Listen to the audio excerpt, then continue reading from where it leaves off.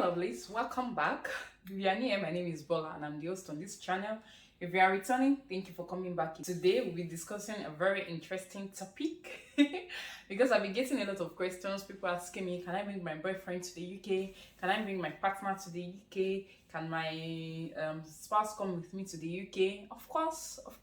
The answer to all of this is yes, but there are conditions.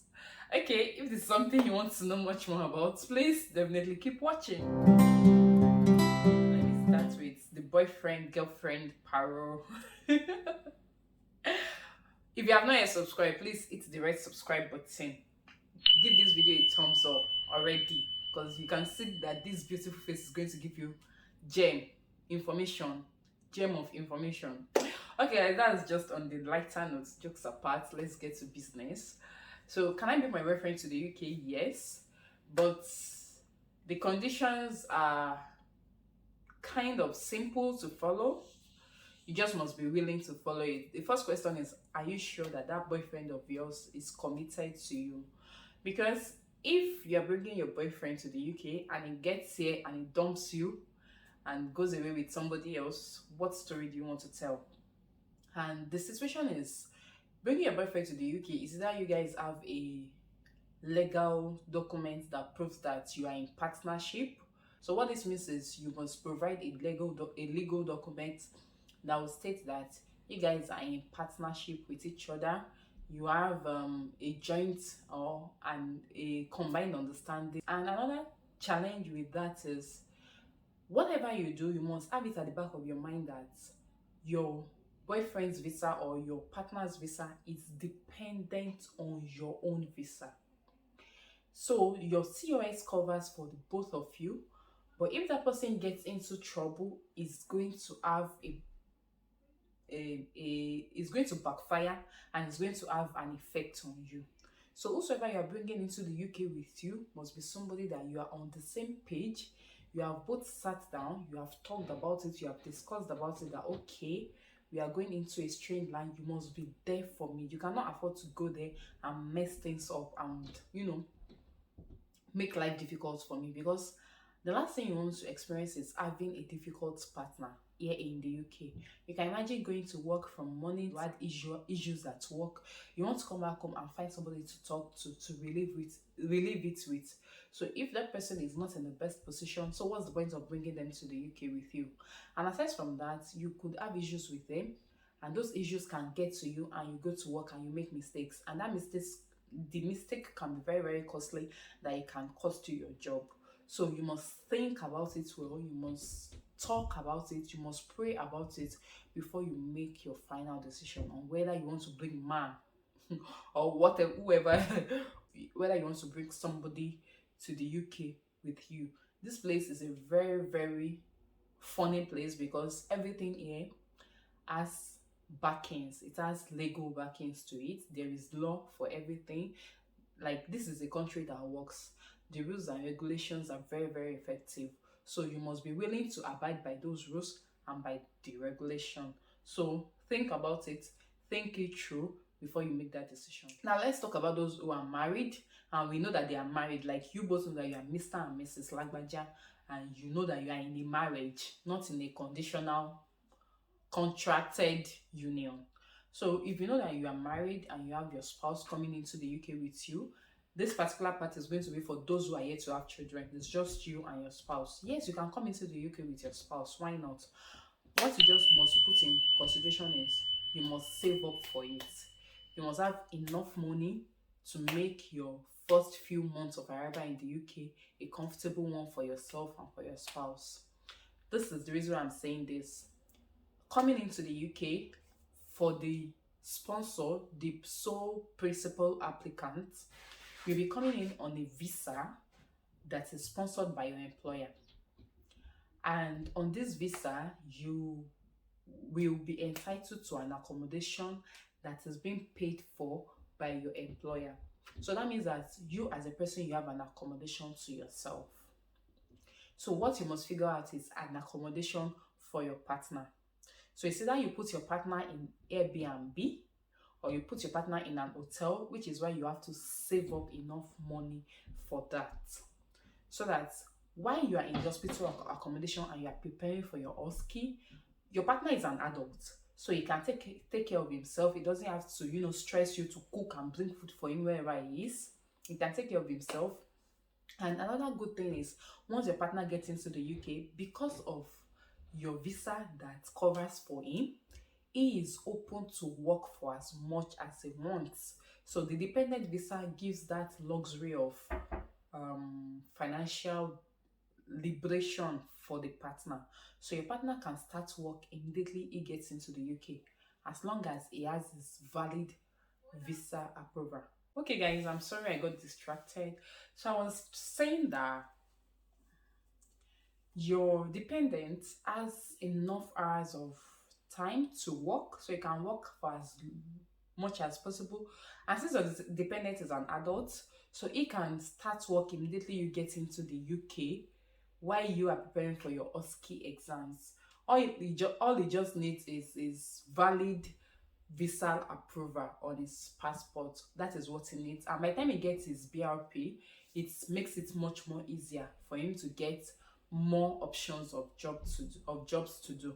But for starters, he can, get some jobs that will pay him as much 12 to 13 pounds per hour, which is not bad. It is something to start with. Then once he gets his BRP, you pass your OSCE, you get a home, you settle down, then he can, scout for much more professional jobs within the sphere of his work. And in case he needs to take some courses and um exams while he's working that job, he can, apply for those courses and those exams and see it's going to work out. See, if I was like you, I envy those people who are coming here with their spouse and they don't have children yet. They have time to maximize, to save up, to, you know just make sure that you're coming with somebody that has sense. Come with somebody that their head is correct, that his head is correct, that her head is correct, so that you can work together in partnership towards a common goal. It is very, very important. So the answer to your question is yes, you can come in with your husband, with your wife, with your spouse. You don't have to leave them back at home. You can come in with them immediately. So the next category is for those who are coming in with their children. Guys, see, you and I, we both know that once you are married and children start popping into the picture, the matter is completely different. Like, your case is different. Your case is different. So what I would cancel, this is a very, very sensitive topic to talk about because I'm very, very careful. People will not understand. Like, there's no way you understand until you get here. But I'm going to be very, very honest with you. I'm going to be very, very plain with you. If you are coming in with children, please, I will counsel. It's just a counsel. You don't have to take my words for it. But I'll counsel that you take some time out to come first as the principal applicant. You can do it in such a way that you would have done your visas together. You would have had their visa approval sorted. You can do it in that way. So that means that, visa approval takes about 90 days to expire. So bad as it bad, in 3 months, you should be able to bring them over. Okay? But I would cancel that you come in first, face your OSCE. So it's not like the category of those who are coming with their spouse, who their spouses are adults and they can take care of themselves. This one, you are coming with your children. Your children are largely dependent on you. If you're coming with just your spouse can decide to be drinking cornflakes, milk, and eating junks, but you cannot treat your children that way. So that means it is an extra sacrifice for you to figure out how to get food across to your children or your child, whichever is applicable to you. You must find a way to get food across to them in their accommodation, and you have to come with a lot of money because there is rule in the UK. Your spouse and your children cannot stay in the same room. For example, your husband, your 3 children, they cannot stay in the same room. It's not possible. So you have to get at least 2-bedroom apartments or 2-bedroom Airbnb for them, so that your children will stay in one, your spouse will stay in one, or whichever way they want to divide it. You just find a way to divide it depending on their gender. You find a way to divide it in a manner that it will be compliant with the UK laws and governance, because they can come in at any time to check what you are up to.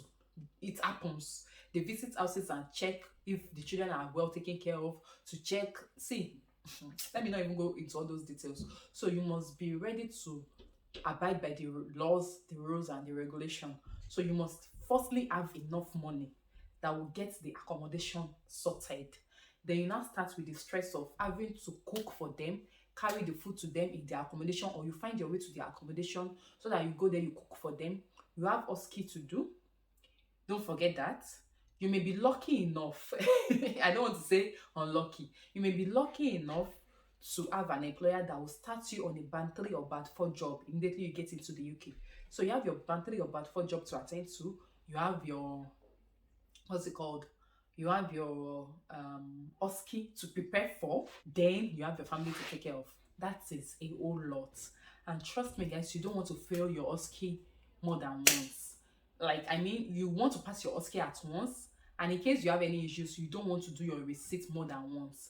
Because by the time it's getting to having to do it the second time, it is a question of where exactly am I? You are one leg in and one leg out, and God forbid, that is something you totally want to avoid. So I would advise that you could get their visa sorted, let them stay back in your own country. You come in, face your OSCE, devote all the time and energy into your OSCE, pass your OSCE, get an accommodation, look for houses, get a house that fits your family size, and bring them over. That is the best way to go about it. Another option for you is to come in with a lot of money into the UK, or you come in and you ensure that you have relatives in the UK. And the truth is, everybody here is busy. So the fact that you have relatives here may not be so helpful, in the sense that your relatives will go to work. They will be busy. There's little to what they can do. That is the honest truth. So even if you come in with them, you get an accommodation for them. Sometimes you may just beg some of your relatives to please help you, drop food for them. At least they can still manage to do that one for you, depending on how kind or how lovely your relatives are. If that does not work, you can bring them in, but come with a lot of money. So a lot of money means, aside from getting accommodation for them, you are able to provide money or bring out money so that you feed them at a much more convenient way, or feed them in a much more convenient way, which means you get to order food for them. There are some people that does this delivery of African food, so you may just contract somebody to help you cook bowls of jollof rice, bowls of soup, prepare swallow, they bring it over, and your children and your spouse feed on that. So for me, or from my experience, my personal experience, so those are the things that I know that they have worked for those who brought family into the UK. It is the money, and having a good relatives support from family is very important, because guys, it is not even a joke. After your OSCE, you will start looking for accommodation. House hunting in the UK is not beans. It doesn't come extremely cheap and straightforward. There are so many ups and downs, highs and lows, and all those things that comes with getting accommodation in the UK, especially if you are living in a place like this, where there's very limited black community, and all the whites, they are very skeptical about giving their houses to you for some reasons I don't understand. So you must just come first. Honestly, let me not deceive you. Come first, so that you face your OSCE, you pass it. That one is the major hurdle that you have to get out of the way. Once you get that one out of the way, then you can bring your family, and you guys will, like, it's not even going to take long. Honestly, it's not going to take so long. You can bring your family, and you guys will be fine, and you settle in together. So yeah, I hope I answer all of your questions. I hope so. I hope so. And if there are some more questions you have for me, let me know in the comment section. I can just respond, or if I need to make a video about it, let me know as well in the comment section, and I would do my best to gather more information and feed you guys with tangible nuggets that you need, and that will help your transition into UK as a registered nurse much more easier. All right, thank you so much for watching this video, and don't forget to hit the subscribe button. Give the video a like if you were able to get one or two ideas from it, and I'll see you in the next. Bye.